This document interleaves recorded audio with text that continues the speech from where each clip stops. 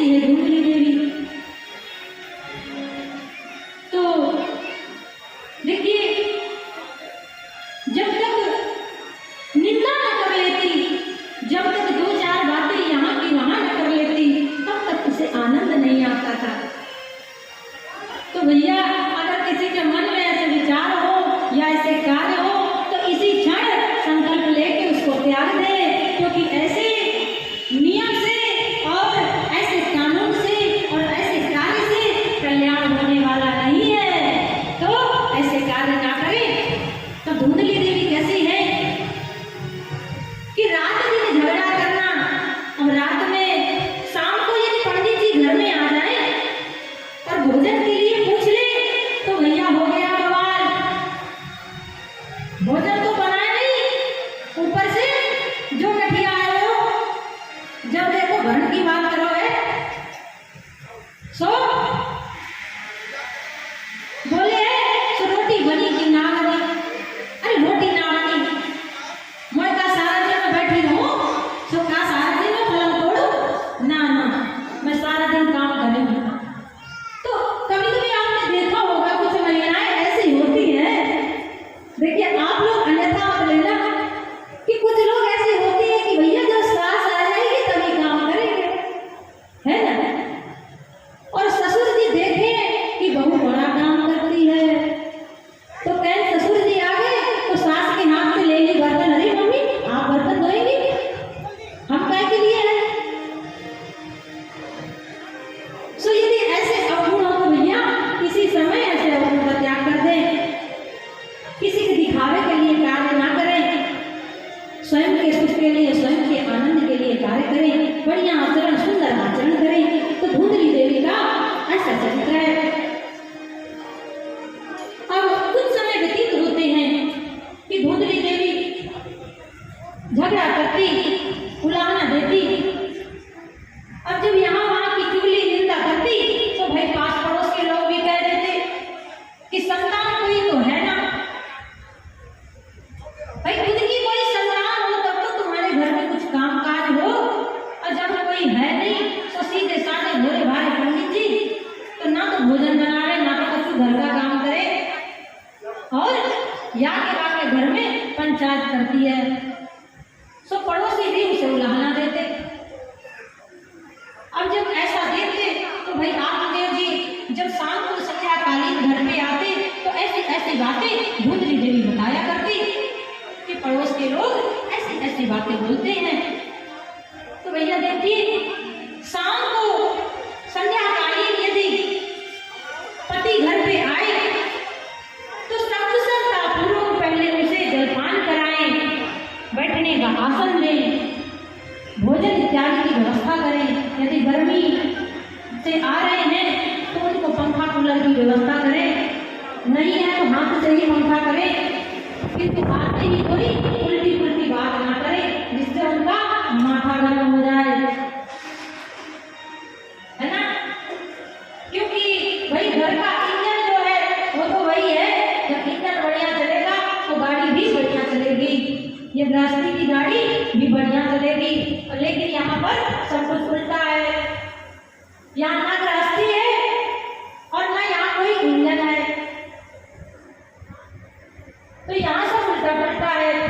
तो धुंधली देवी जब ऐसी ऐसी बात बताती तो भाई आत्मदेव जी एक दिन दुखी हो गए, और जब जोर जोर से विलाप करते हैं तो तभी एक संत का आगमन होता है। लेकिन जब कोई समस्या हमारे जीवन में आन पड़ी, कोई विषम परिस्थिति चल रही हो और हमारी बुद्धि न कोई काम कर रही हो, तब वहां पर संत का आगमन होता है। और यदि संत का आगमन हो जाए तो समझ लो कि जीवन धन्य होने वाला है। तो जब संत भगवान का आगमन हुआ तो आत्मदेव जी को थोड़ा धीरज बना। ऐसा धीरज कि भैया महाराज आए हैं, जरूर कुछ करेंगे। लेकिन यहाँ पर क्या होता है कि कुछ लोग तो ऐसे हैं कि भाई अपने आप को कृतार्थ और सौभाग्यशाली मानते हैं, किंतु कुछ क्या कहते हैं कि अरे चमत्कार करे तब तो हम जाने की असली वाला है, और जादू कुछ दिखाए नहीं रहो, चमत्कार का कर नहीं रहो, काय को बाबा। तो आत्मदेव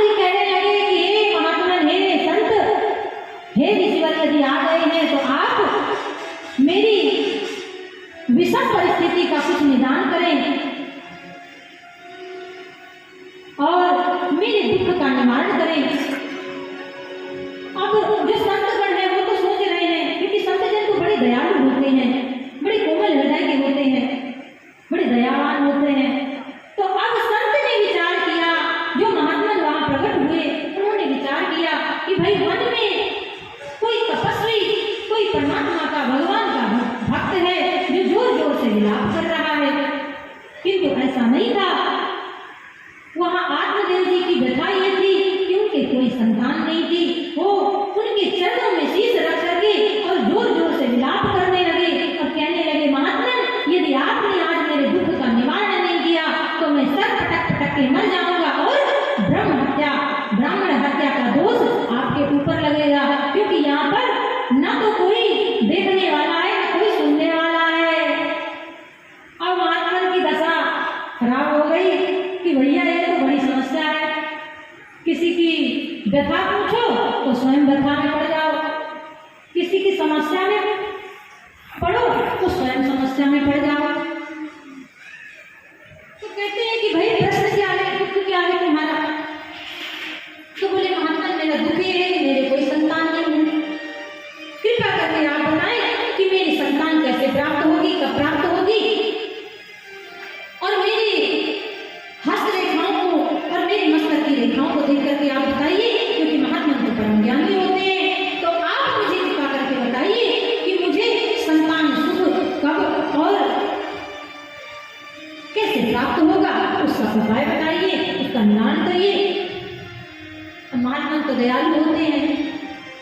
अब वो विचार करने लगे कि एक तो इसकी समस्या और दूसरी मेरी समस्या ये कि यहाँ न तो कोई देखने वाला है न कोई सुनने वाला है। अगर ये सर पटक पटक के मर गया तो मेरी समस्या, मेरी परिस्थिति खराब हो जाएगी। क्यों?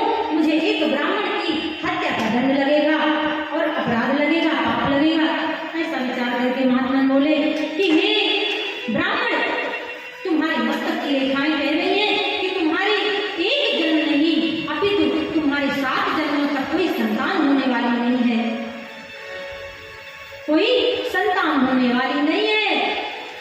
तो आत्मदेव जी कह रहे हैं कि एक तो मेरे पास इतनी बड़ी समस्या थी, इतना बड़ा मेरा दुख था, तो मेरे दुख को आपने 7 गुना कर दिया, क्योंकि मेरे 7 जन्म की निसंतान होने की जो भविष्यवाणी आपने बताई है वो मिथ्या नहीं हो सकती।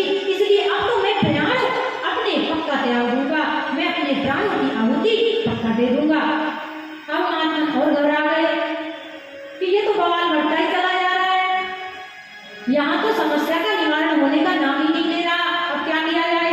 महात्मा परेशान हुए। उन्होंने कहा, हे ब्राह्मण, परेशान मत हो, मैं तुम्हें एक दिव्य फल देता हूँ, ले जाकर के इसे अपनी पत्नी को प्रसाद समझकर पवा देना, और जैसे ही वो ये प्रसाद समझ के ग्रहण करेगी वो गर्भवती होगी और उसके गर्भ से एक सुंदर दिव्य संतान की उत्पत्ति होगी और आपका घर सुख समृद्ध से भर जाएगा। आत्मदेव जी फल को लेते हैं और महात्मा का धन्यवाद करते हुए दौड़ते हुए घर की ओर जाते हैं और वहां जोर जोर से बाहर से चिल्लाने लगते हैं। देखिए, कभी कभी ऐसा होता है कि जब बहुत ज्यादा प्रसन्नता होती है तो पता नहीं चलता कि हमारी आवाज, हमारा स्वर धीमा है या तेज है, और कभी कभी ज्यादा प्रसन्नता में लोग जोर जोर से चिल्लाने लगते हैं। अब धुंधली देवी कह रही है कि भाई इतना जोर जोर से गला फाड़ फाड़ कर चिल्ला रहे हो क्यों? ऐसा लग रहा है आज मेरे लिए मानो नौलखा हार लेकर के आ गए हैं। पंडित जी बोले, अरे नौलखा हार नहीं, फल लेके आया हूं। अब तो धुंधली देवी और गुस्सा हो गई, नाराज हो गई। सो कबू कतों का फल नहीं खायो, सो लेके फल आ गए, भरा फल लेके नौलखा हार। क्या सोचती मैं, मेरी मती मारी गई। सो मैं सोची, सो पंडित जी आज 9 लखा हार लेके आ गए। 9 लखा हार तो लाए नहीं, वो फल लेके आ गए। ऐसा लग रहा कि फल बताओ खाए नहीं। बोले, ये कोई साधारण फल नहीं है, ये फल कौन सा है? ये एक संत का आशीर्वाद रूपी फल है और बड़ा दिव्य फल है।